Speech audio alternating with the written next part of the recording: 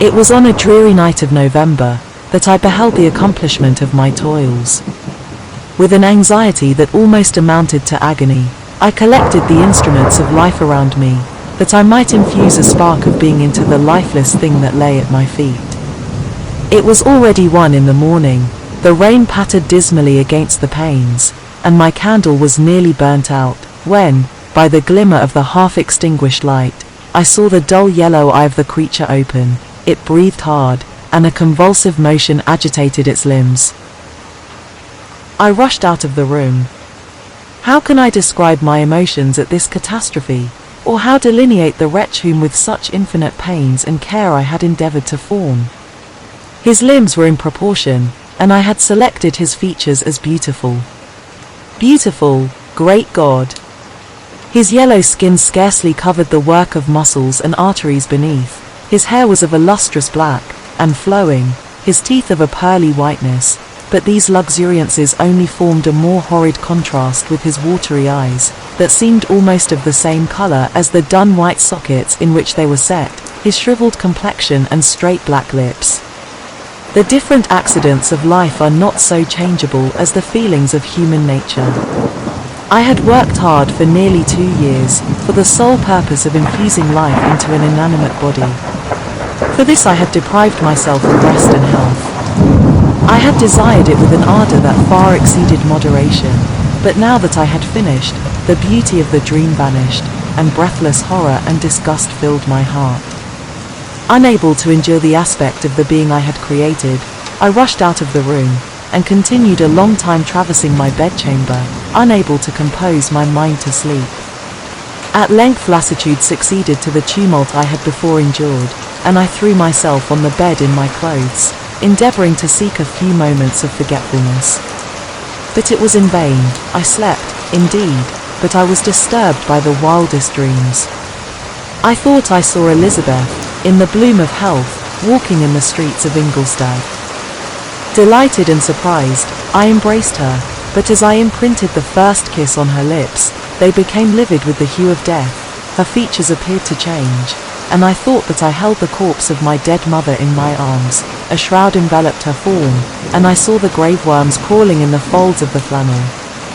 I started from my sleep with horror, a cold dew covered my forehead, my teeth chattered, and every limb became convulsed, when, by the dim and yellow light of the moon, as it forced its way through the window shutters, I beheld the wretch, the miserable monster whom I had created. He held up the curtain of the bed, and his eyes, if eyes they may be called, were fixed on me. His jaws opened, and he muttered some inarticulate sounds, while a grin wrinkled his cheeks. He might have spoken, but I did not hear. One hand was stretched out, seemingly to detain me, but I escaped, and rushed downstairs.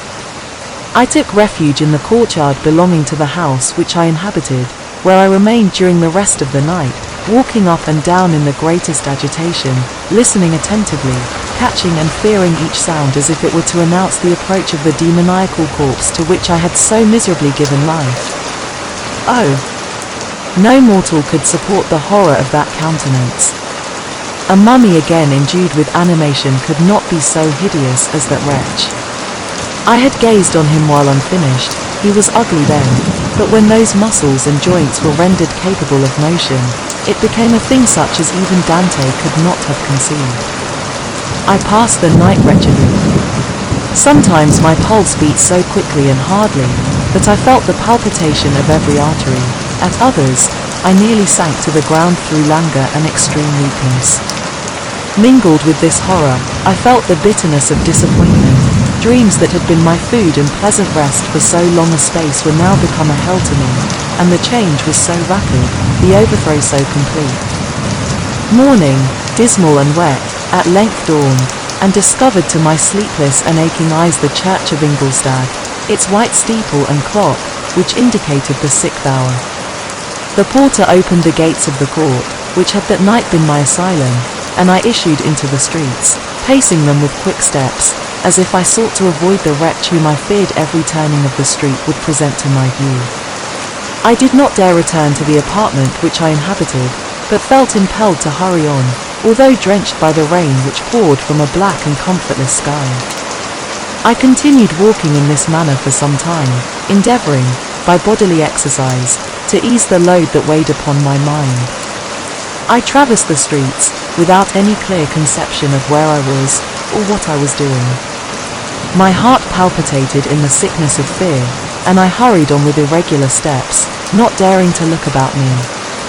Like one who, on a lonely road, doth walk in fear and dread, and, having once turned round, walks on, and turns no more his head, because he knows a frightful fiend doth close behind him tread. 1. Continuing thus, I came at length opposite to the inn at which the various diligences and carriages usually stop. Here I paused, I knew not why, but I remained some minutes with my eyes fixed on a coach that was coming towards me from the other end of the street. As it drew nearer, I observed that it was the Swiss diligence. It stopped just where I was standing, and, on the door being opened, I perceived Henry Clerval, who, on seeing me, instantly sprung out. "My dear Frankenstein," exclaimed he, "how glad I am to see you! How fortunate that you should be here at the very moment of my alighting!" Nothing could equal my delight on seeing Clerval. His presence brought back to my thoughts my father, Elizabeth, and all those scenes of home so dear to my recollection. I grasped his hand, and in a moment forgot my horror and misfortune. I felt suddenly, and for the first time during many months, calm and serene joy. I welcomed my friend, therefore, in the most cordial manner, and we walked towards my college. Clerval continued talking for some time about our mutual friends, and his own good fortune in being permitted to come to Ingolstadt. "You may easily believe," said he, "how great was the difficulty to persuade my father that all necessary knowledge was not comprised in the noble art of bookkeeping, and, indeed, I believe I left him incredulous to the last, for his constant answer to my unwearied entreaties was the same as that of the Dutch schoolmaster in the Vicar of Wakefield: 'I have 10,000 florins a year without Greek, I eat heartily without Greek.' But his affection for me at length overcame his dislike of learning, and he has permitted me to undertake a voyage of discovery to the land of knowledge. It gives me the greatest delight to see you, but tell me how you left my father, brothers, and Elizabeth." "Very well, and very happy, only a little uneasy that they hear from you so seldom. By the by, I mean to lecture you a little upon their account myself. But, my dear Frankenstein," continued he, stopping short, and gazing full in my face, "I did not before remark how very ill you appear, so thin and pale, you look as if you had been watching for several nights." "You have guessed right, I have lately been so deeply engaged in one occupation, that I have not allowed myself sufficient rest, as you see, but I sincerely hope, that all these employments are now at an end, and that I am at length free." I trembled excessively. I could not endure to think of, and far less to allude to, the occurrences of the preceding night. I walked with a quick pace, and we soon arrived at my college. I then reflected, and the thought made me shiver, that the creature whom I had left in my apartment might still be there, alive, and walking about. I dreaded to behold this monster, but I feared still more that Henry should see him. Entreating him, therefore, to remain a few minutes at the bottom of the stairs, I darted up towards my own room. My hand was already on the lock of the door before I recollected myself. I then paused, and a cold shivering came over me. I threw the door forcibly open, as children are accustomed to do when they expect a spectre to stand in waiting for them on the other side, but nothing appeared. I stepped fearfully in. The apartment was empty, and my bedroom was also freed from its hideous guest. I could hardly believe that so great a good fortune could have befallen me, but when I became assured that my enemy had indeed fled, I clapped my hands for joy, and ran down to Clerval. We ascended into my room, and the servant presently brought breakfast, but I was unable to contain myself. It was not joy only that possessed me. I felt my flesh tingle with excessive sensitivity, and my pulse beat rapidly. I was unable to remain for a single instant in the same place. I jumped over the chairs, clapped my hands, and laughed aloud. Clerval at first attributed my unusual spirits to joy on his arrival, but when he observed me more attentively, he saw a wildness in my eyes for which he could not account, and my loud, unrestrained, heartless laughter frightened and astonished him. "My dear Victor," cried he, "what, for God's sake, is the matter? Do not laugh in that manner. How ill you are! What is the cause of all this?" "Do not ask me," cried I, putting my hands before my eyes, for I thought I saw the dreaded spectre glide into the room. "He can tell. Oh, save me. Save me." I imagined that the monster seized me. I struggled furiously, and fell down in a fit. Poor Clerval! What must have been his feelings? A meeting, which he anticipated with such joy, so strangely turned to bitterness. But I was not the witness of his grief, for I was lifeless, and did not recover my senses for a long, long time. This was the commencement of a nervous fever, which confined me for several months. During all that time Henry was my only nurse. I afterwards learned that, knowing my father's advanced age, and unfitness for so long a journey, and how wretched my sickness would make Elizabeth, he spared them this grief by concealing the extent of my disorder. He knew that I could not have a more kind and attentive nurse than himself, and, firm in the hope he felt of my recovery, he did not doubt that, instead of doing harm, he performed the kindest action that he could towards them. But I was in reality very ill, and surely nothing but the unbounded and unremitting attentions of my friend could have restored me to life. The form of the monster on whom I had bestowed existence was forever before my eyes, and I raved incessantly concerning him. Doubtless my words surprised Henry. He at first believed them to be the wanderings of my disturbed imagination, but the pertinacity with which I continually recurred to the same subject persuaded him that my disorder indeed owed its origin to some uncommon and terrible event. By very slow degrees, and with frequent relapses, that alarmed and grieved my friend, I recovered. I remember the first time I became capable of observing outward objects with any kind of pleasure. I perceived that the fallen leaves had disappeared, and that the young buds were shooting forth from the trees that shaded my window. It was a divine spring, and the season contributed greatly to my convalescence. I felt also sentiments of joy and affection revive in my bosom, my gloom disappeared, and in a short time I became as cheerful as before I was attacked by the fatal passion. "Dearest Clerval," exclaimed I, "how kind, how very good you are to me. This whole winter, instead of being spent in study, as you promised yourself, has been consumed in my sick room. How shall I ever repay you? I feel the greatest remorse for the disappointment of which I have been the occasion, but you will forgive me. You will repay me entirely, if you do not discompose yourself, but get well as fast as you can, and since you appear in such good spirits, I may speak to you on one subject, may I not?" I trembled. One subject? What could it be? Could he allude to an object on whom I dared not even think? "Compose yourself," said Clerval, who observed my change of colour. "I will not mention it, if it agitates you, but your father and cousin would be very happy if they received a letter from you in your own handwriting. They hardly know how ill you have been, and are uneasy at your long silence. Is that all, my dear Henry? How could you suppose that my first thought would not fly towards those dear, dear friends whom I love, and who are so deserving of my love? If this is your present temper, my friend, you will perhaps be glad to see a letter that has been lying here some days for you. It is from your cousin, I believe." Clerval then put the following letter into my hands. It was from my own Elizabeth. "My dearest cousin, you have been ill, very ill, and even the constant letters of dear kind Henry are not sufficient to reassure me on your account. You are forbidden to write, to hold a pen, yet one word from you, dear Victor, is necessary to calm our apprehensions. For a long time I have thought that each post would bring this line, and my persuasions have restrained my uncle from undertaking a journey to Ingolstadt. I have prevented his encountering the inconveniences and perhaps dangers of so long a journey, yet how often have I regretted not being able to perform it myself. I figure to myself that the task of attending on your sick bed has devolved on some mercenary old nurse, who could never guess your wishes, nor minister to them with the care and affection of your poor cousin.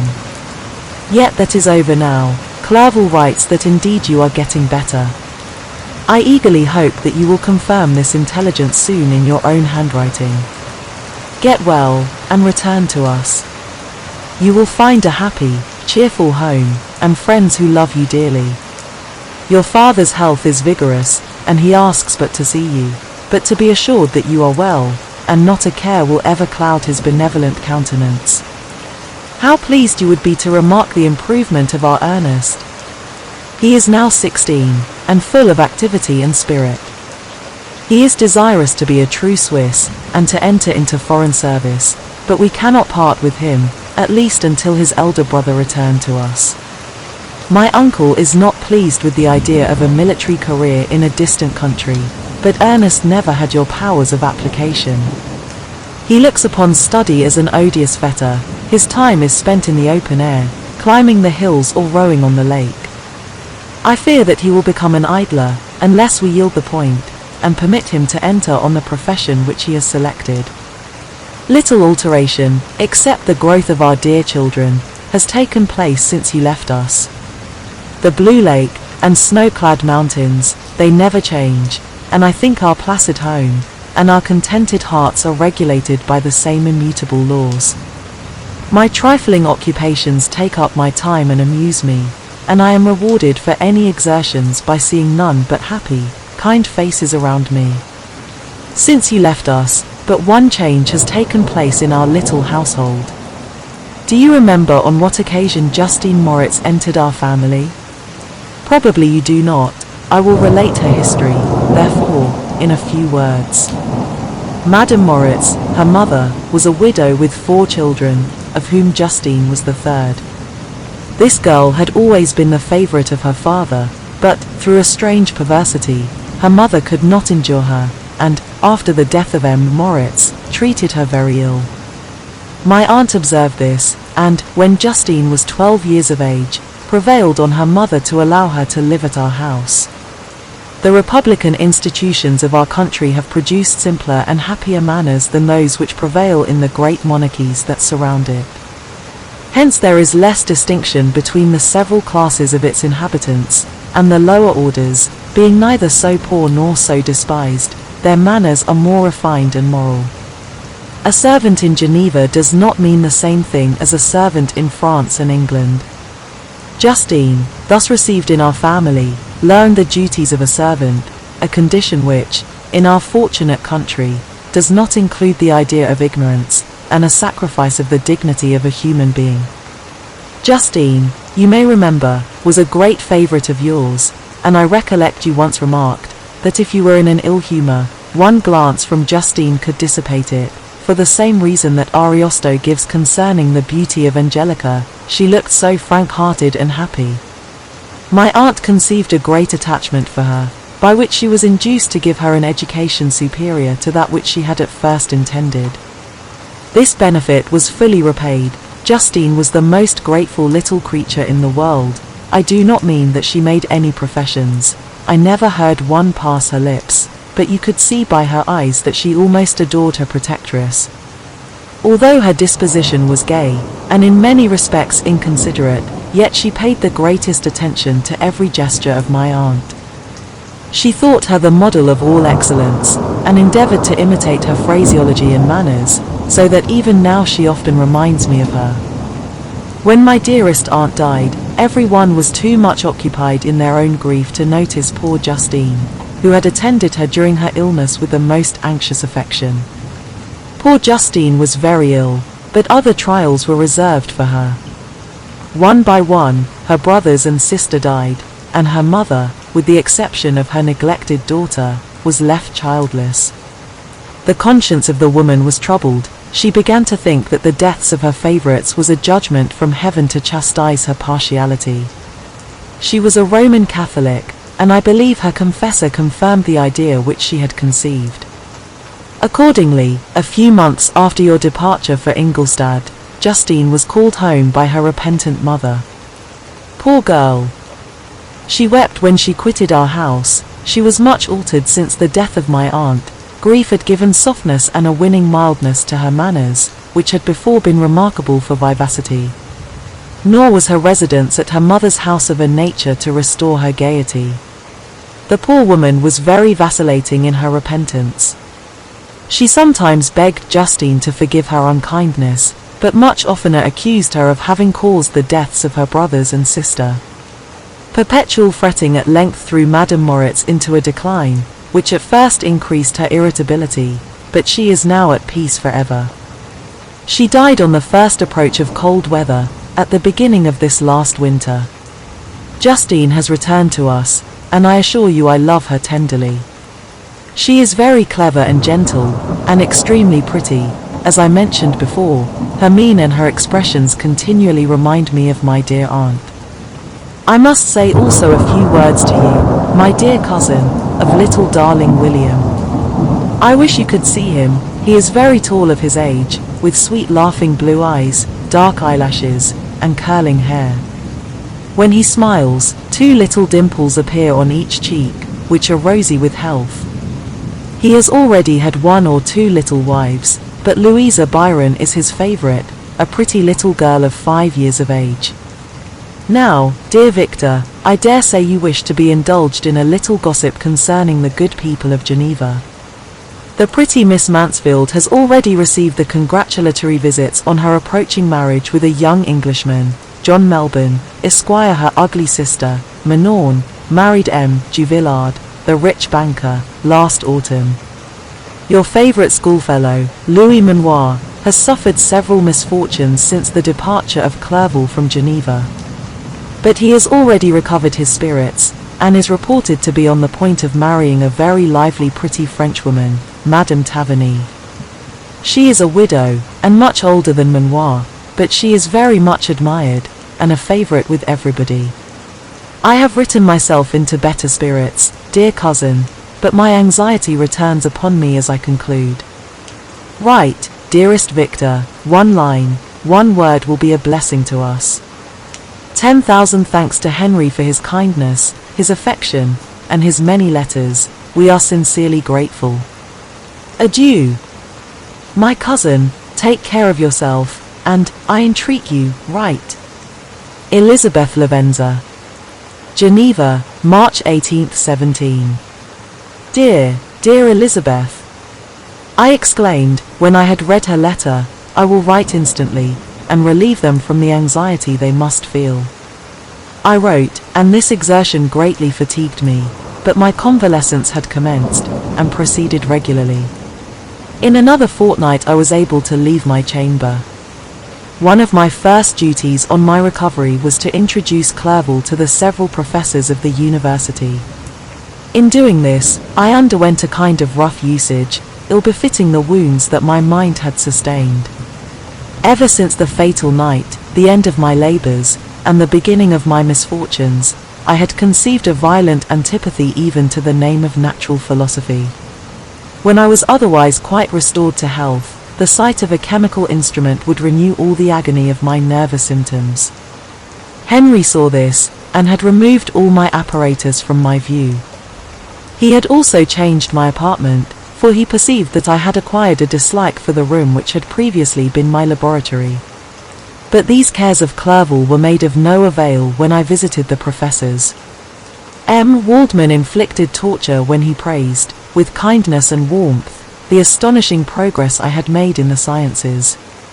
He soon perceived that I disliked the subject, but not guessing the real cause, he attributed my feelings to modesty, and changed the subject from my improvement to the science itself, with a desire, as I evidently saw, of drawing me out.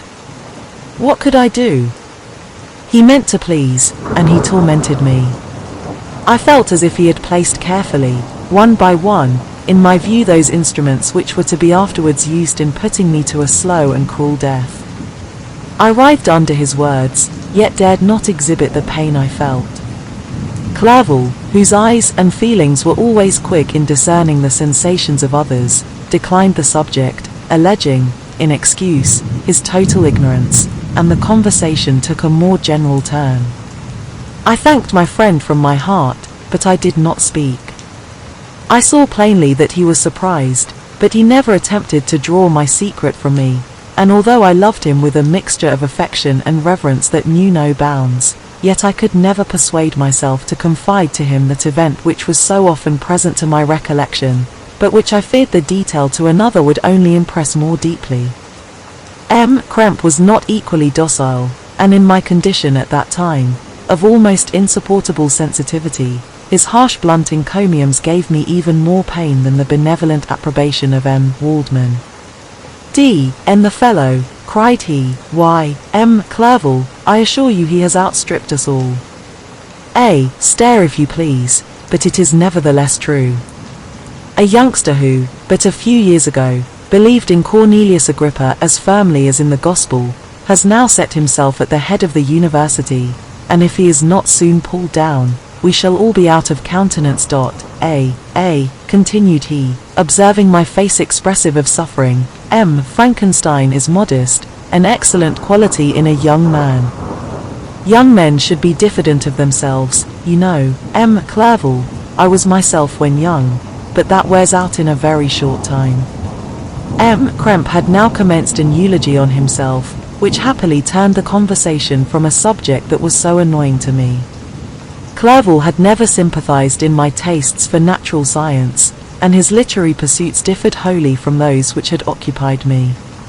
He came to the university with the design of making himself complete master of the Oriental languages, as thus he should open a field for the plan of life he had marked out for himself. Resolved to pursue no inglorious career, he turned his eyes toward the east, as affording scope for his spirit of enterprise. The Persian, Arabic, and Sanskrit languages engaged his attention, and I was easily induced to enter on the same studies. Idleness had ever been irksome to me, and now that I wished to fly from reflection, and hated my former studies, I felt great relief in being the fellow pupil with my friend, and found not only instruction but consolation in the works of the Orientalists. I did not, like him, attempt a critical knowledge of their dialects, for I did not contemplate making any other use of them than temporary amusement. I read merely to understand their meaning, and they well repaid my labours. Their melancholy is soothing, and their joy elevating, to a degree I never experienced in studying the authors of any other country. When you read their writings, life appears to consist in a warm sun and a garden of roses, in the smiles and frowns of a fair enemy, and the fire that consumes your own heart. How different from the manly and heroical poetry of Greece and Rome! Summer passed away in these occupations, and my return to Geneva was fixed for the latter end of autumn, but being delayed by several accidents, winter and snow arrived, the roads were deemed impassable, and my journey was retarded until the ensuing spring. I felt this delay very bitterly, for I longed to see my native town and my beloved friends. My return had only been delayed so long, from an unwillingness to leave Clerval in a strange place, before he had become acquainted with any of its inhabitants. The winter, however, was spent cheerfully, and although the spring was uncommonly late, when it came its beauty compensated for its dilatoriness. The month of May had already commenced, and I expected the letter daily which was to fix the date of my departure, when Henry proposed a pedestrian tour in the environs of Ingolstadt, that I might bid a personal farewell to the country I had so long inhabited. I acceded with pleasure to this proposition. I was fond of exercise, and Clerval had always been my favourite companion in the rambles of this nature that I had taken among the scenes of my native country. We passed a fortnight in these perambulations. My health and spirits had long been restored, and they gained additional strength from the salubrious air I breathed, the natural incidents of our progress, and the conversation of my friend. Study had before secluded me from the intercourse of my fellow creatures, and rendered me unsocial, but Clerval called forth the better feelings of my heart. He again taught me to love the aspect of nature, and the cheerful faces of children. Excellent friend! How sincerely did you love me, and endeavour to elevate my mind until it was on a level with your own. A selfish pursuit had cramped and narrowed me, until your gentleness and affection warmed and opened my senses. I became the same happy creature who, a few years ago, loved and beloved by all, had no sorrow or care. When happy, inanimate nature had the power of bestowing on me the most delightful sensations. A serene sky and verdant fields filled me with ecstasy.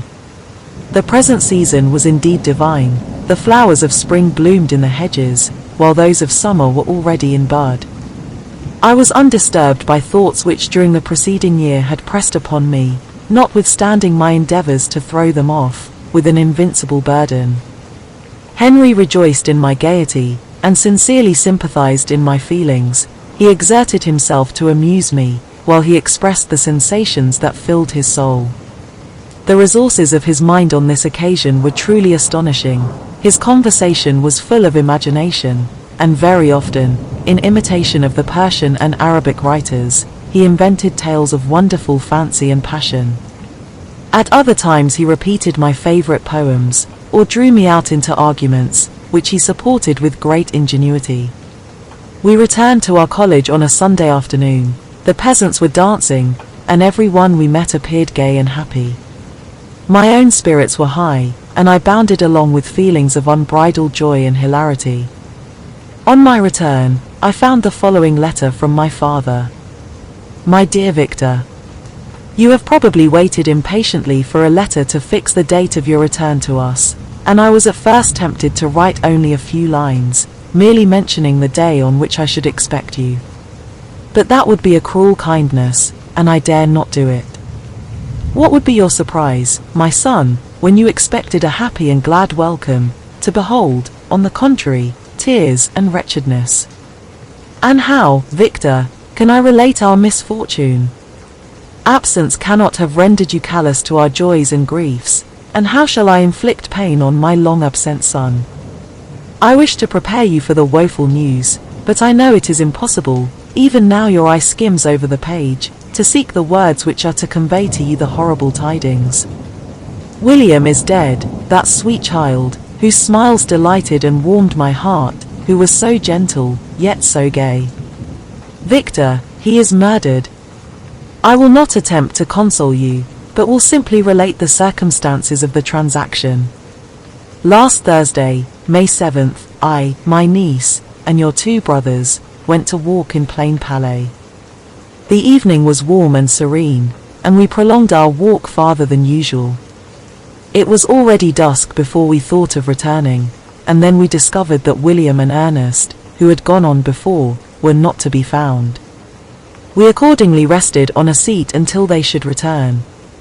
Presently Ernest came, and inquired if we had seen his brother. He said that he had been playing with him, that William had run away to hide himself, and that he vainly sought for him, and afterwards waited for him a long time, but that he did not return.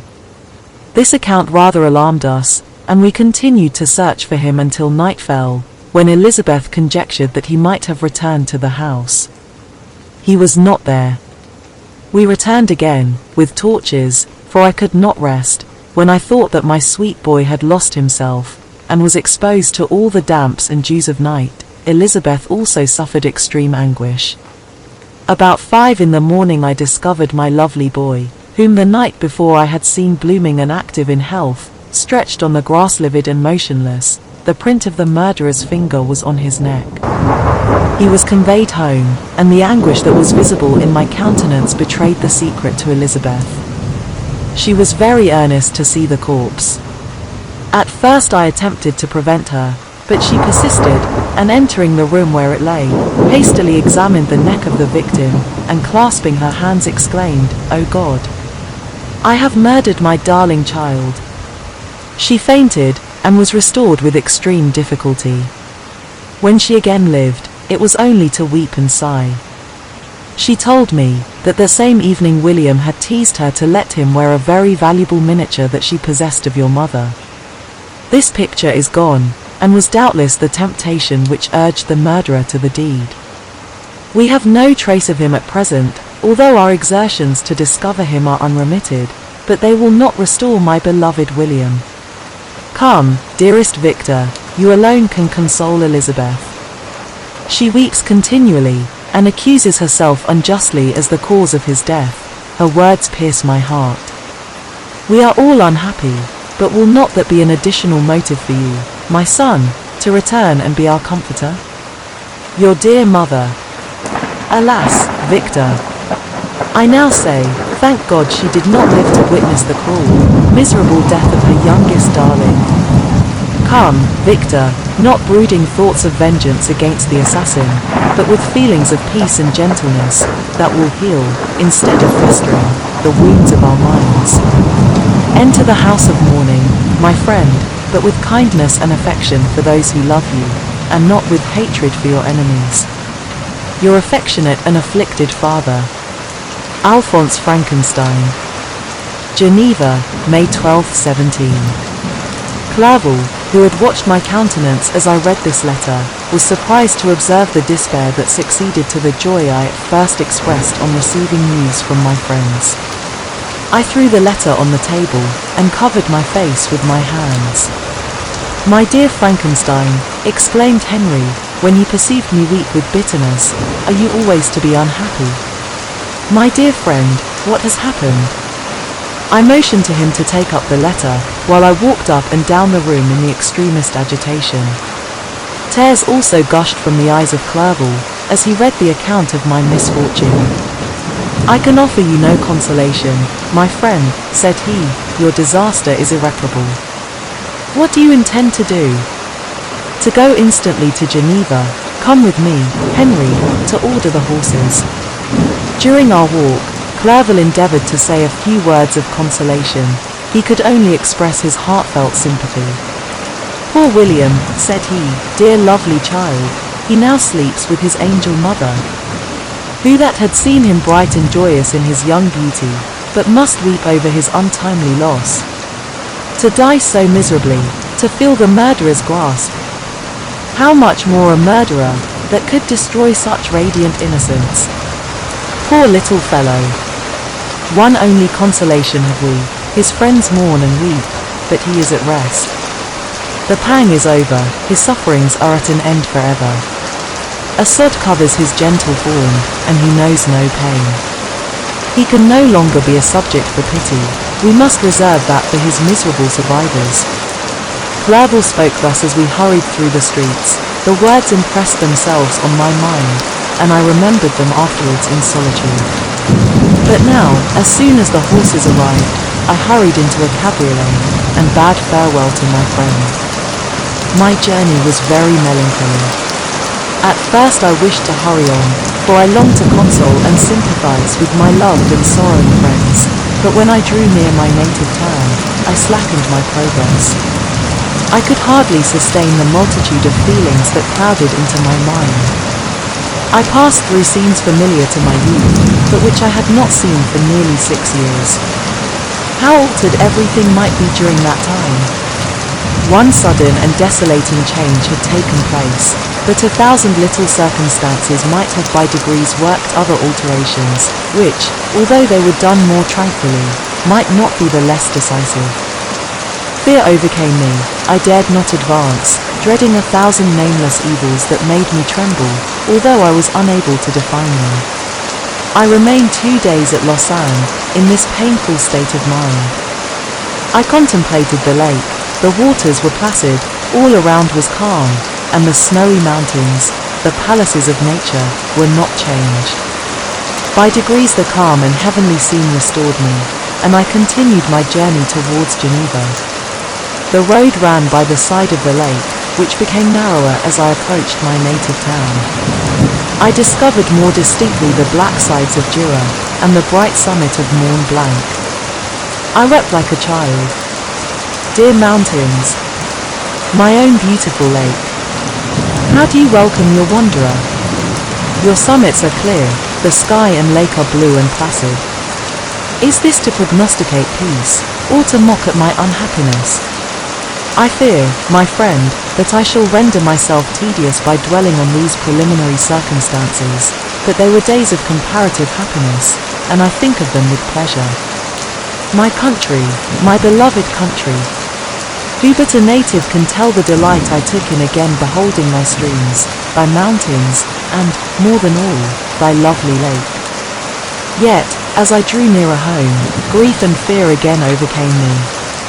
Night also closed around, and when I could hardly see the dark mountains, I felt still more gloomily.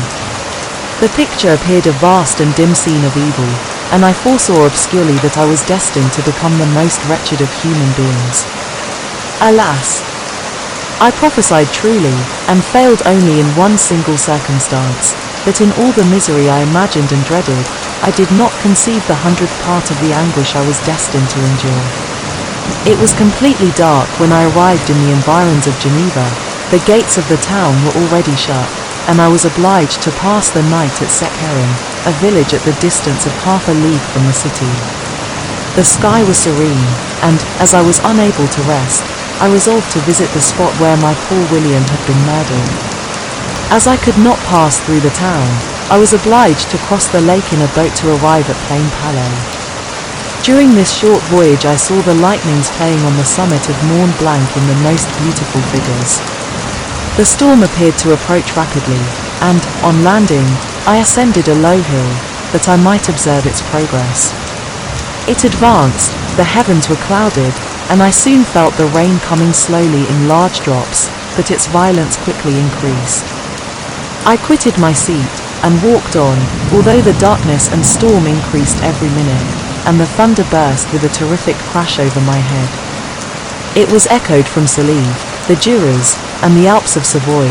Vivid flashes of lightning dazzled my eyes, illuminating the lake, making it appear like a vast sheet of fire. Then for an instant everything seemed of a pitchy darkness, until the eye recovered itself from the preceding flash. The storm, as is often the case in Switzerland, appeared at once in various parts of the heavens. The most violent storm hung exactly north of the town, over that part of the lake which lies between the promontory of Belrive and the village of Koppel. Another storm enlightened Jura with faint flashes, and another darkened and sometimes disclosed the Mole, a peaked mountain to the east of the lake. While I watched the tempest, so beautiful yet terrific, I wandered on with a hasty step. This noble war in the sky elevated my spirits. I clasped my hands, and exclaimed aloud, "William, dear angel, this is thy funeral, this thy dirge." As I said these words, I perceived in the gloom a figure which stole from behind a clump of trees near me. I stood fixed, gazing intently. I could not be mistaken. A flash of lightning illuminated the object, and discovered its shape plainly to me.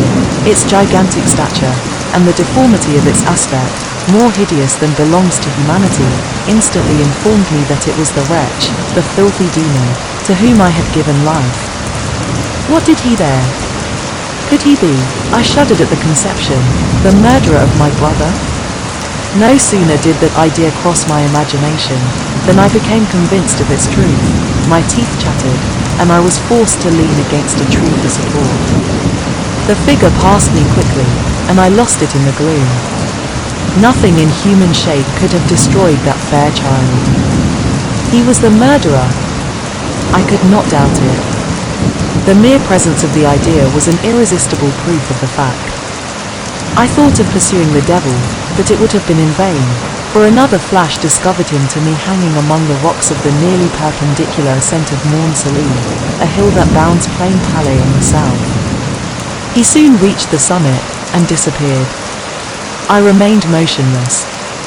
The thunder ceased, but the rain still continued, and the scene was enveloped in an impenetrable darkness.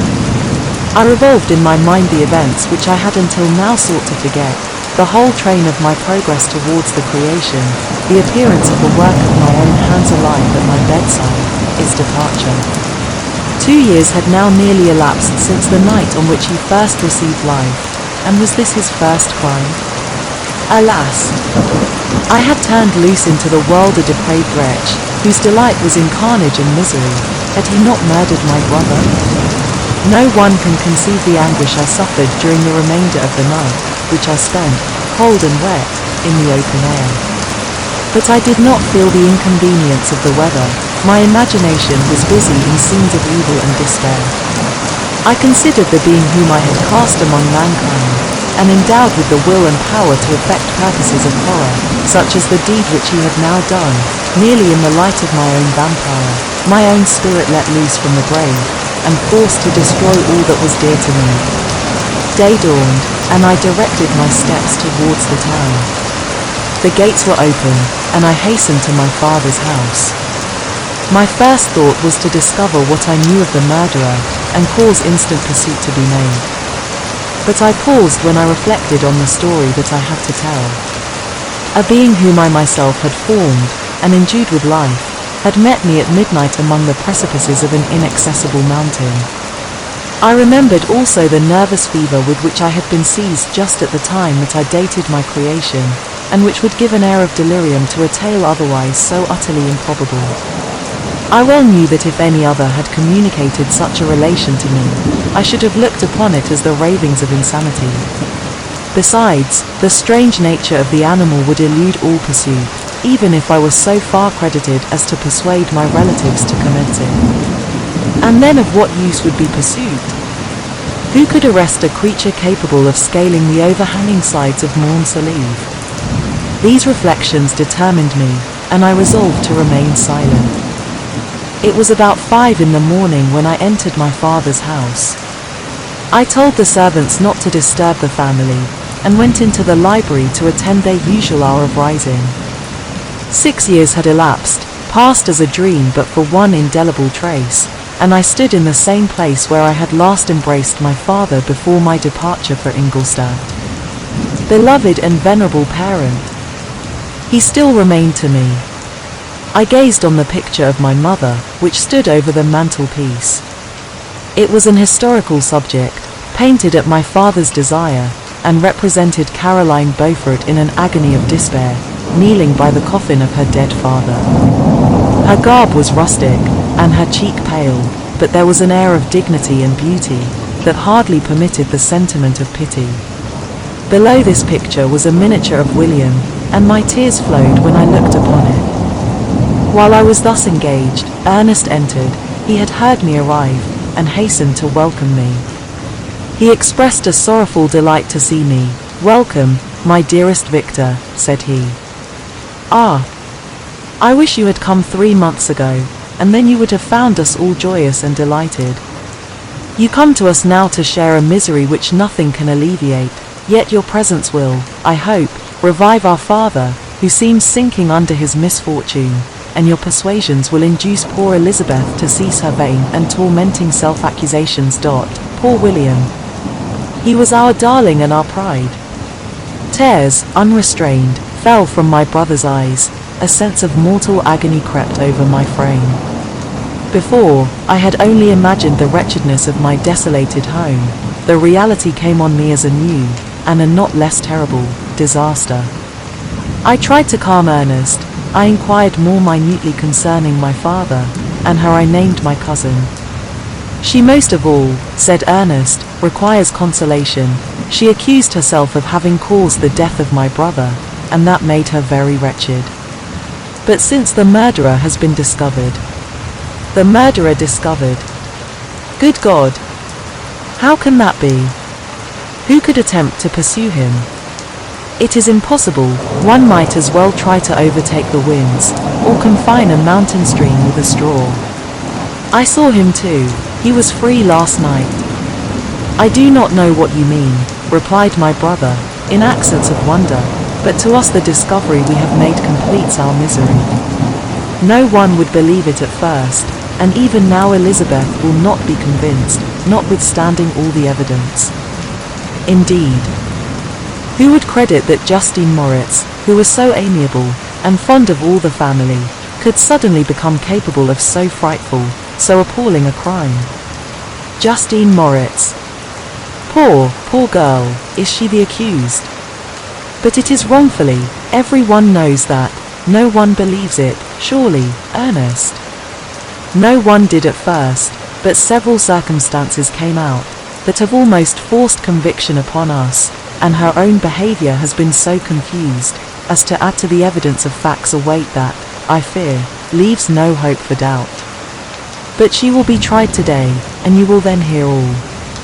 He related that, the morning on which the murder of poor William had been discovered, Justine had been taken ill, and confined to her bed for several days. During this interval, one of the servants, happening to examine the apparel she had worn on the night of the murder, had discovered in her pocket the picture of my mother, which had been judged to be the temptation of the murderer. The servant instantly showed it to one of the others, who, without saying a word to any of the family, went to a magistrate, and, upon their deposition, Justine was apprehended. On being charged with the fact, the poor girl confirmed the suspicion in a great measure by her extreme confusion of manner. This was a strange tale, but it did not shake my faith, and I replied earnestly, "You are all mistaken, I know the murderer. Justine, poor, good Justine, is innocent." At that instant my father entered. I saw unhappiness deeply impressed on his countenance, but he endeavored to welcome me cheerfully, and, after we had exchanged our mournful greeting, would have introduced some other topic than that of our disaster, had not Ernest exclaimed, "Good God, Papa! Victor says that he knows who was the murderer of poor William." "We do also, unfortunately," replied my father, "for indeed I had rather have been forever ignorant than have discovered so much depravity and ingratitude in one I valued so highly. My dear father, you are mistaken, Justine is innocent. If she is, God forbid that she should suffer as guilty.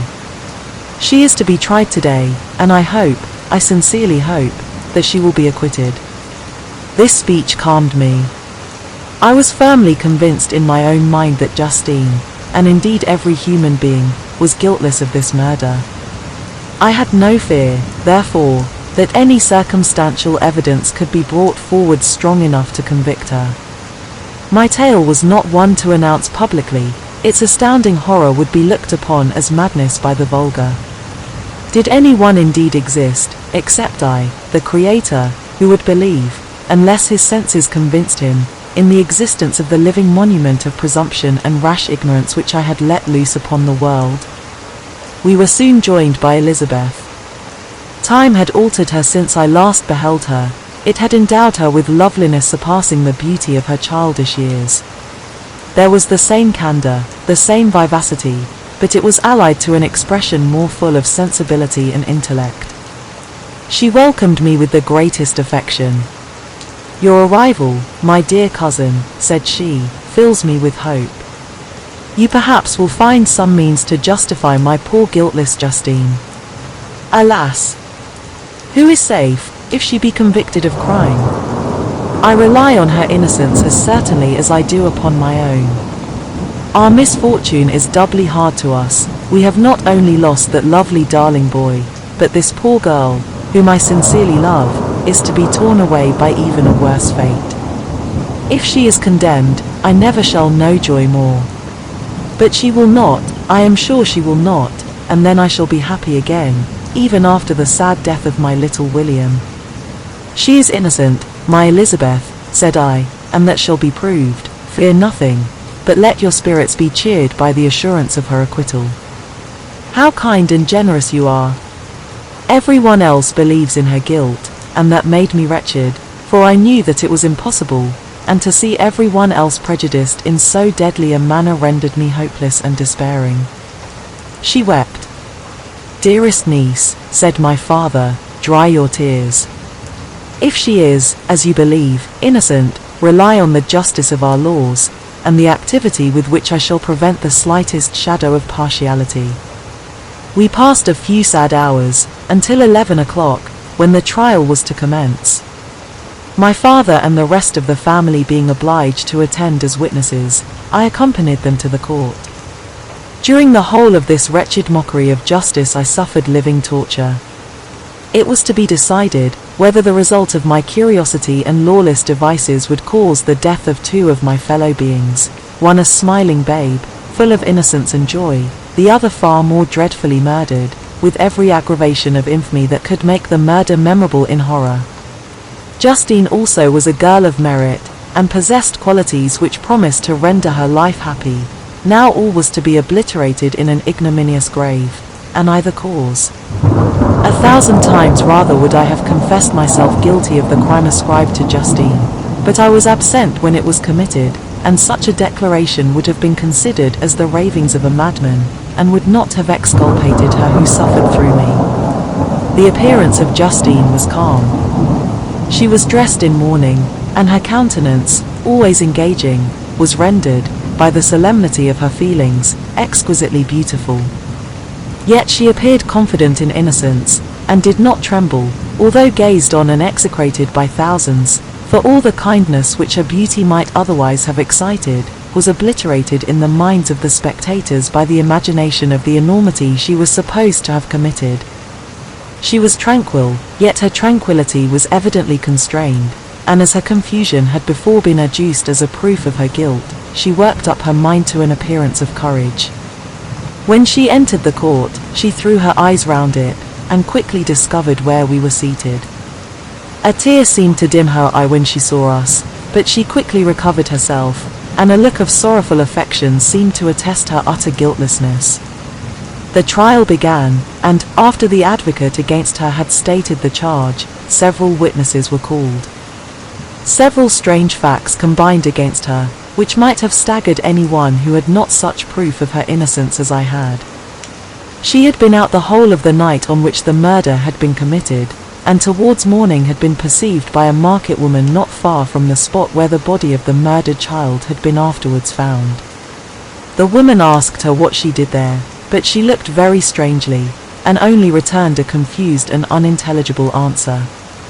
She returned to the house about 8 o'clock, and, when one inquired where she had passed the night, she replied that she had been looking for the child, and demanded earnestly if anything had been heard concerning him. When shown the body, she fell into violent hysterics, and kept her bed for several days. The picture was then produced, which the servant had found in her pocket, and when Elizabeth, in a faltering voice, proved that it was the same which, an hour before the child had been missed, she had placed round his neck, a murmur of horror and indignation filled the court. Justine was called on for her defense. As the trial had proceeded, her countenance had altered. Surprise, horror, and misery were strongly expressed. Sometimes she struggled with her tears, but, when she was desired to plead, she collected her powers, and spoke, in an audible, although variable voice. "God knows," she said, "how entirely I am innocent. But I do not pretend that my protestations should acquit me. I rest my innocence on a plain and simple explanation of the facts which have been adduced against me, and I hope the character I have always borne will incline my judges to a favourable interpretation, where any circumstance appears doubtful or suspicious." She then related that, by the permission of Elizabeth, she had passed the evening of the night on which the murder had been committed at the house of an aunt at Chain, a village situated at about a league from Geneva. On her return, at about 9 o'clock, she met a man, who asked her if she had seen anything of the child who was lost. She was alarmed by this account, and passed several hours in looking for him, when the gates of Geneva were shut, and she was forced to remain several hours of the night in a barn belonging to a cottage, being unwilling to call up the inhabitants, to whom she was well known. Most of the night she spent here watching. Towards morning she believed that she slept for a few minutes, some steps disturbed her, and she awoke. It was dawn, and she quitted her asylum, that she might again endeavour to find my brother. If she had gone near the spot where his body lay, it was without her knowledge. That she had been bewildered when questioned by the market woman was not surprising, since she had passed a sleepless night, and the fate of poor William was yet uncertain. Concerning the picture she could give no account. "I know," continued the unhappy victim, "how heavily and fatally this one circumstance weighs against me, but I have no power of explaining it, and when I have expressed my utter ignorance, I am only left to conjecture concerning the probabilities by which it might have been placed in my pocket. But here also I am checked.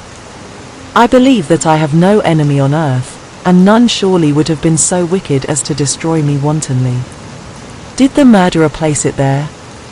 I know of no opportunity afforded him for so doing, or, if I had, why should he have stolen the jewel, to part with it again so soon? I commit my cause to the justice of my judges, yet I see no room for hope. I beg permission to have a few witnesses examined concerning my character, and if their testimony shall not overweigh my supposed guilt, I must be condemned, although I would pledge my salvation on my innocence.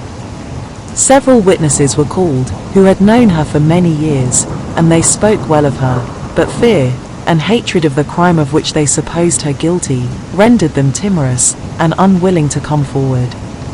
Elizabeth saw even this last resource, her excellent dispositions and irreproachable conduct, about to fail the accused, when, although violently agitated, she desired permission to address the court. "I am," said she, "the cousin of the unhappy child who was murdered, or rather his sister, for I was educated by, and have lived with his parents ever since and even long before, his birth. It may therefore be judged indecent in me to come forward on this occasion, but when I see a fellow creature about to perish through the cowardice of her pretended friends, I wish to be allowed to speak, that I may say what I know of her character. I am well acquainted with the accused. I have lived in the same house with her, at one time for 5, and at another for nearly 2 years. During all that period she appeared to me the most amiable and benevolent of human creatures. She nursed Madame Frankenstein, my aunt, in her last illness, with the greatest affection and care, and afterwards attended her own mother during a tedious illness, in a manner that excited the admiration of all who knew her, after which she again lived in my uncle's house, where she was beloved by all the family. She was warmly attached to the child who is now dead, and acted towards him like a most affectionate mother. For my own part, I do not hesitate to say, that, notwithstanding all the evidence produced against her, I believe and rely on her perfect innocence. She had no temptation for such an action.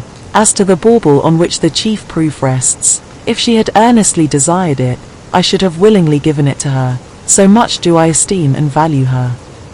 A murmur of approbation followed Elizabeth's simple and powerful appeal, but it was excited by her generous interference, and not in favour of poor Justine, on whom the public indignation was turned with renewed violence, charging her with the blackest ingratitude. She herself wept as Elizabeth spoke, but she did not answer. My own agitation and anguish was extreme during the whole trial. I believed in her innocence, I knew it. Could the demon, who had, I did not for a minute doubt, murdered my brother, also in his hellish sport have betrayed the innocent to death and ignominy? I could not sustain the horror of my situation, and when I perceived that the popular voice, and the countenances of the judges, had already condemned my unhappy victim, I rushed out of the court in agony. The tortures of the accused did not equal mine. She was sustained by innocence, but the fangs of remorse tore my bosom, and would not forego their hold. I passed a night of unmingled wretchedness. In the morning I went to the court, my lips and throat were parched. I dared not ask the fatal question, but I was known, and the officer guessed the cause of my visit. The ballots had been thrown, they were all black, and Justine was condemned. I cannot pretend to describe what I then felt. I had before experienced sensations of horror, and I have endeavored to bestow upon them adequate expressions, but words cannot convey an idea of the heart-sickening despair that I then endured. The person to whom I addressed myself added, that Justine had already confessed her guilt. That evidence, he observed, was hardly required in so glaring a case, but I am glad of it, and, indeed, none of our judges like to condemn a criminal upon circumstantial evidence, be it ever so decisive.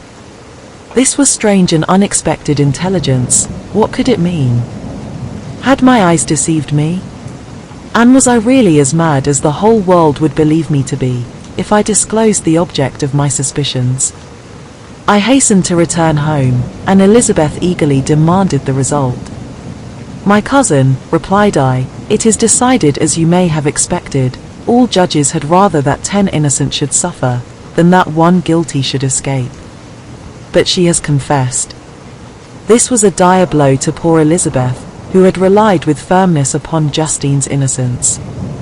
"Alas," said she, "how shall I ever again believe in human goodness?" Justine, whom I loved and esteemed as my sister, how could she put on those smiles of innocence only to betray? Her mild eyes seemed incapable of any severity or guile, and yet she has committed a murder. Soon after we heard that the poor victim had expressed a desire to see my cousin. My father wished her not to go, but said that he left it to her own judgment and feelings to decide. Yes, said Elizabeth, I will go, although she is guilty, and you, Victor, shall accompany me. I cannot go alone. The idea of this visit was torture to me, yet I could not refuse. We entered the gloomy prison chamber, and beheld Justine sitting on some straw at the farther end. Her hands were manacled, and her head rested on her knees. She rose on seeing us enter, and when we were left alone with her, she threw herself at the feet of Elizabeth, weeping bitterly. My cousin wept also. Oh, Justine, said she, why did you rob me of my last consolation? I relied on your innocence, and although I was then very wretched, I was not so miserable as I am now. And do you also believe that I am so very, very wicked? Do you also join with my enemies to crush me, to condemn me as a murderer? Her voice was suffocated with sobs. Rise, my poor girl, said Elizabeth, why do you kneel, if you are innocent? I am not one of your enemies. I believed you guiltless, notwithstanding every evidence, until I heard that you had yourself declared your guilt. That report, you say, is false, and be assured, dear Justine, that nothing can shake my confidence in you for a moment, but your own confession. I did confess, but I confessed a lie. I confessed that I might obtain absolution, but now that falsehood lies heavier at my heart than all my other sins. The God of heaven forgive me. Ever since I was condemned, my confessor has besieged me. He threatened and menaced, until I almost began to think that I was the monster that he said I was. He threatened excommunication and hellfire in my last moments, if I continued obdurate. Dear lady, I had none to support me. All looked on me as a wretch doomed to ignominy and perdition. What could I do? In an evil hour I subscribed to a lie, and now only am I truly miserable. She paused, weeping, and then continued, I thought with horror, my sweet lady, that you should believe your Justine, whom your blessed aunt had so highly honored, and whom you loved, was a creature capable of a crime which none but the devil himself could have perpetrated. Dear William, dearest blessed child, I soon shall see you again in heaven, where we shall all be happy, and that consoles me, going as I am to suffer ignominy and death. Oh, Justine, forgive me for having for one moment distrusted you. Why did you confess? But do not mourn, dear girl. Do not fear. I will proclaim, I will prove your innocence. I will melt the stony hearts of your enemies by my tears and prayers. You shall not die, you, my playfellow, my companion, my sister, perish on the scaffold. No. No. I never could survive so horrible a misfortune. Justine shook her head mournfully. I do now not fear to die, she said, that pang is past. God raises my weakness, and gives me courage to endure the worst. I leave a sad and bitter world, and if you remember me, and think of me as of one unjustly condemned, I am resigned to the fate awaiting me. Learn from me, dear lady, to submit in patience to the will of heaven. During this conversation I had retired to a corner of the prison room, where I could conceal the horrid anguish that possessed me. Despair. Who dared talk of that? The poor victim, who on the morrow was to pass the awful boundary between life and death, felt not as I did, such deep and bitter agony. I gnashed my teeth, and ground them together, uttering a groan that came from my inmost soul. Justine started. When she saw who it was, she approached me, and said, Dear sir, you are very kind to visit me. You, I hope, do not believe that I am guilty. I could not answer. No, Justine, said Elizabeth, he is more convinced of your innocence than I was, for even when he heard that you had confessed, he did not credit it. I truly thank him. In these last moments I feel the sincerest gratitude towards those who think of me with kindness. How sweet is the affection of others to such a wretch as I am. It removes more than half my misfortune, and I feel as if I could die in peace, now that my innocence is acknowledged by you, dear lady, and your cousin. Thus the poor sufferer tried to comfort others and herself. She indeed gained the resignation she desired. But I, the true murderer, felt the never-dying worm alive in my bosom, which allowed of no hope or consolation. Elizabeth also wept, and was unhappy, but as also was the misery of innocence, which, like a cloud that passes over the fair moon, for a while hides but cannot tarnish its brightness. Anguish and despair had penetrated into the core of my heart. I bore a hell within me, which nothing could extinguish. We stayed several hours with Justine, and it was with great difficulty that Elizabeth could tear herself away. "I wish," cried she, "that I were to die with you. I cannot live in this world of misery." Justine assumed an air of cheerfulness, while she with difficulty repressed her bitter tears.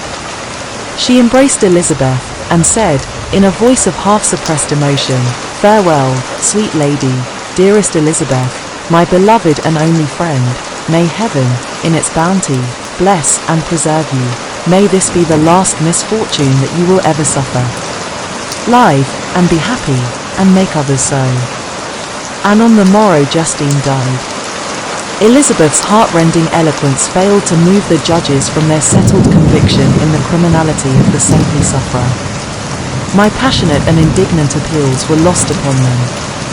And when I received their cold answers, and heard the harsh unfeeling reasoning of these men, my purpose to vow died away on my lips.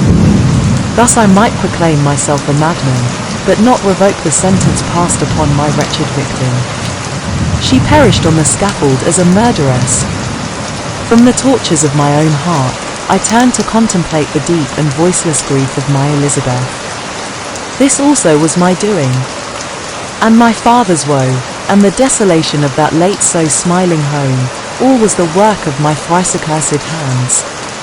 Ye weep, unhappy ones, but these are not your last tears. Again shall you raise the funeral wail, and the sound of your lamentations shall again and again be heard. Frankenstein, your son, your kinsman, your early, much-loved friend, he who would spend each vital drop of blood for your sakes, who has no thought nor sense of joy, except as it is mirrored also in your dear countenances, who would fill the air with blessings, and spend his life in serving you, he bids you weep, to shed countless tears, happy beyond his hopes, if thus inexorable fate be satisfied, and if the destruction pause before the peace of the grave have succeeded to your sad torments. Thus spoke my prophetic soul, as, torn by remorse, horror, and despair, I beheld those I loved spend vain sorrow upon the graves of William and Justine, the first hapless victims to my unhallowed arts. Nothing is more painful to the human mind than, after the feelings have been worked up by a quick succession of events, the dead calmness of inaction and certainty which follows, and deprives the soul both of hope and fear. Justine died, she rested, and I was alive. The blood flowed freely in my veins, but a weight of despair and remorse pressed on my heart, which nothing could remove. Sleep fled from my eyes, I wandered like an evil spirit, for I had committed deeds of mischief beyond description horrible, and more, much more, I persuaded myself, was yet behind. Yet my heart overflowed with kindness, and the love of virtue. I had begun life with benevolent intentions, and thirsted for the moment when I should put them in practice, and make myself useful to my fellow beings. Now all was blasted, instead of that serenity of conscience, which allowed me to look back upon the past with self-satisfaction, and from thence to gather promise of new hopes, I was seized by remorse and the sense of guilt, which hurried me away to a hell of intense tortures, such as no language can describe. This state of mind preyed upon my health, which had perhaps never entirely recovered from the first shock it had sustained. I shunned the face of man, all sound of joy or complacency was torture to me, solitude was my only consolation, deep, dark, death-like solitude. My father observed with pain the alteration perceptible in my disposition and habits, and endeavored by arguments deduced from the feelings of his serene conscience and guiltless life, to inspire me with fortitude, and awaken in me the courage to dispel the dark cloud which brooded over me. "Do you think, Victor," said he, "that I do not suffer also? No one could love a child more than I loved your brother." Tears came into his eyes as he spoke, winking slyly. "But is it not a duty to the survivors, that we should refrain from augmenting their unhappiness by an appearance of immoderate grief? It is also a duty owed to yourself, for excessive sorrow prevents improvement or enjoyment, or even the discharge of daily usefulness, without which no man is fit for society." This advice, although good, was totally inapplicable to my case. I should have been the first to hide my grief, and console my friends, if remorse had not mingled its bitterness, and terror its alarm with my other sensations. Now I could only answer my father with a look of despair, and endeavour to hide myself from his view. About this time we retired to our house at Belrive. This change was particularly agreeable to me. The shutting of the gates regularly at 10 o'clock, and the impossibility of remaining on the lake after that hour, had rendered our residence within the walls of Geneva very irksome to me. I was now free. Often, after the rest of the family had retired for the night, I took the boat, and passed many hours upon the water. Sometimes, with my sails set, I was carried by the wind, and sometimes, after rowing into the middle of the lake, I left the boat to pursue its own course, and gave way to my own miserable reflections.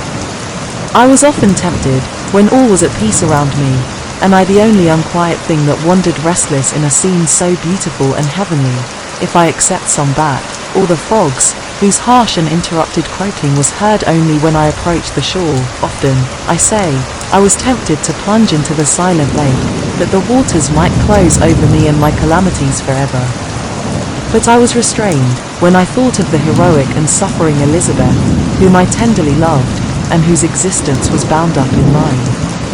I thought also of my father, and surviving brother.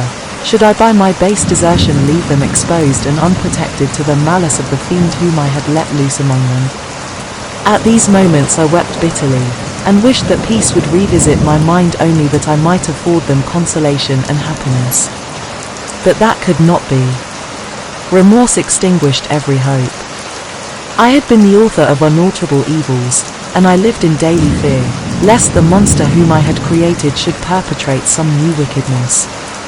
I had an obscure feeling that all was not over, and that he would still commit some signal crime, which by its enormity should almost efface the recollection of the past. There was always scope for fear, so long as anything I loved remained behind. My abhorrence of this fiend cannot be conceived. When I thought of him, I gnashed my teeth, my eyes became inflamed, and I ardently wished to extinguish the life which I had so thoughtlessly bestowed. When I reflected on his crimes and malice, my hatred and revenge burst all bounds of moderation. I would have made a pilgrimage to the highest peak of the Andes, could I, when there, have precipitated him to their base. I wished to see him again, that I might wreak the utmost extent of abhorrence on his head, and avenge the deaths of William and Justine. Our house was the house of mourning. My father's health was deeply shaken by the horror of the recent events. Elizabeth was sad and desponding. She no longer took delight in her ordinary occupations. All pleasure seemed to her sacrilege toward the dead. Eternal woe and tears she then thought was the just tribute she should pay to innocence so blasted and destroyed. She was no longer that happy creature, who in earlier youth wandered with me on the banks of the lake, and talked with ecstasy of our future prospects. The first of those sorrows which are sent to wean us from the earth, had visited her, and its dimming influence quenched her dearest smiles. When I reflect, my dear cousin, said she, on the miserable death of Justine Moritz, I no longer see the world and its works as they before appeared to me. Before, I looked upon the accounts of vice and injustice, that I read in books or heard from others, as tales of ancient days, or imaginary evils. At least they were remote, and more familiar to reason than to the imagination. But now misery has come home, and men appear to me as monsters thirsting for each other's blood. Yet I am certainly unjust. Everybody believed the poor girl to be guilty, and if she could have committed the crime for which she suffered, assuredly she would have been the most depraved of human creatures. For the sake of a few jewels, to have murdered the son of her benefactor and friend, a child whom she had nursed from its birth, and appeared to love as if it had been her own. I could not consent to the death of any human being, but certainly I should have thought such a creature unfit to remain in the society of men. But she was innocent. I know, I feel she was innocent. You are of the same opinion, and that confirms me. Alas! Victor, when falsehood can look so like the truth, who can assure themselves of certain happiness? I feel as if I were walking on the edge of a precipice, towards which thousands are crowding, and endeavoring to plunge me into the abyss. William and Justine were assassinated, and the murderer escapes. He walks about the world free, and perhaps respected. But even if I were condemned to suffer on the scaffold for the same crimes, I would not change places with such a wretch. I listened to this discourse with the extremest agony. I, not indeed, but in effect, was the true murderer. Elizabeth read my anguish in my countenance, and kindly taking my hand, said, "My dearest friend, you must calm yourself. These events have affected me, God knows how deeply, but I am not so wretched as you are. There is an expression of despair, and sometimes of revenge, in your countenance, that makes me tremble. Dear Victor, banish these dark passions. Remember the friends around you, who center all their hopes in you. Have we lost the power of rendering you happy? Ah! While we love, while we are true to each other, here in this land of peace and beauty, your native country, we may reap every tranquil blessing. What can disturb our peace?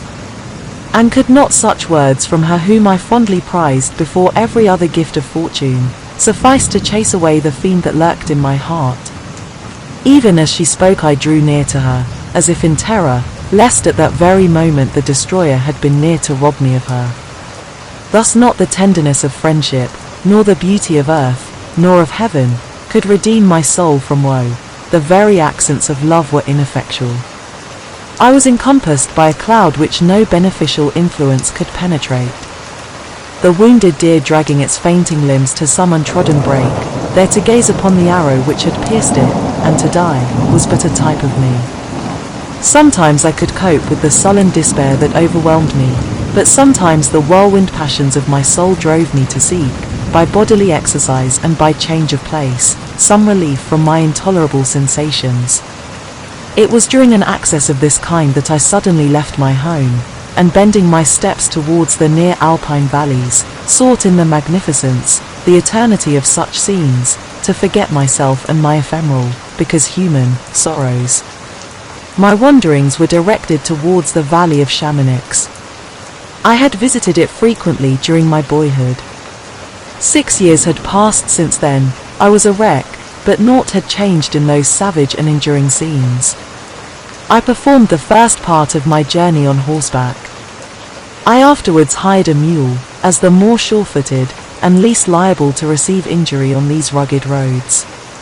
The weather was fine. It was about the middle of the month of August, nearly 2 months after the death of Justine, that miserable epoch from which I dated all my woe.